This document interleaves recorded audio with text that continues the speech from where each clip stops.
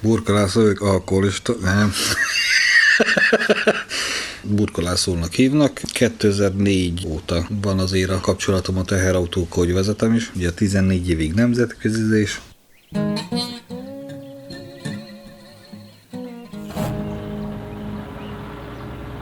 800 kilométer csak véregyenesen kellett menni, és a rénszarvasok meg ott álltak az út közepén, és nem, az Istennek nem mentek arrébb, de hiába dudáltam, villogtam nekik, semmi. Úgy kiszálltam, aztán onnan próbáltam elhesegetni onnan őket, hogy menjenek, de baromira leszartak. Néztek rám, ki ez, hülye kamionos. De hát olyan magasak voltak, mint én.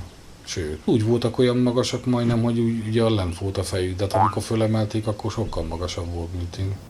Azon az úton volt, amikor a sarki fényt láttam, az írtam legszebb látvány, az gyönyörű. Zöldes, meg ilyen kékes, ilyen kékes-zöldes, ilyen türkisz. Hát nem tudom, olyan zöldes, kékes, türkisz. Szép, gyönyörű. Hát délnémet az gyönyörű, az a Bayer rész az mindig is kedvencem marad, az tényleg eszméletlen szép. Akkor... Hogy néz ki? Mert hogy voltak?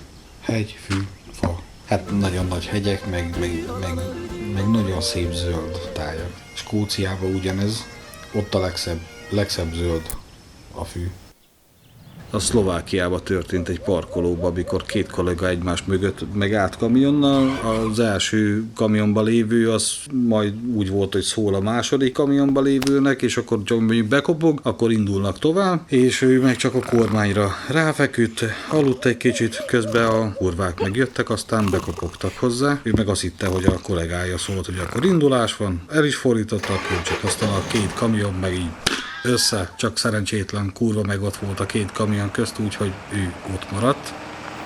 Nagyon sok fajta autót vezettem, se kamiont, de mondjuk ahogy szokták mondani, a kamion az csak egy van, a Scania. Na jó, hát ez poén, de hát a kedvenc az a Scania. Hát ilyen fogadás is volt, meg nem is, de igen, van egy Scaniás tetováláson, meg tulajdonképpen itt, amint támaszkodtam az előbb, az is egy Scaniás párna volt, meg az elég sok Scaniás cuccom van azért.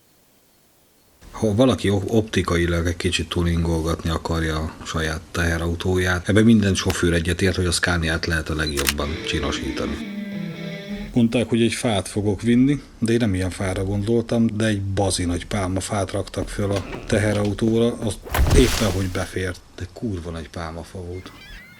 Szicíliába délután megálltam a felrakónál, és akkor mondták, hogy majd csak másnap fognak elpakolni, és a bejárattal szembe ott álltam meg a kamionnal, de mellettem meg egy narancsfa volt, és csak annyi volt, hogy lehúztam az ablakot, egy narancsot leréptem, megpucoltam, és életem legfinomabb narancsa volt.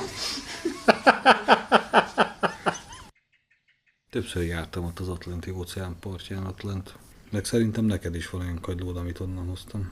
Uh-huh. Igen, azok el vannak téve. Mégis ugyanaz, mint a tenger, csak hangosabb. Meg nagyobb. Uh-huh. Ez így hangos. Volt még valami kérdése? A koppá.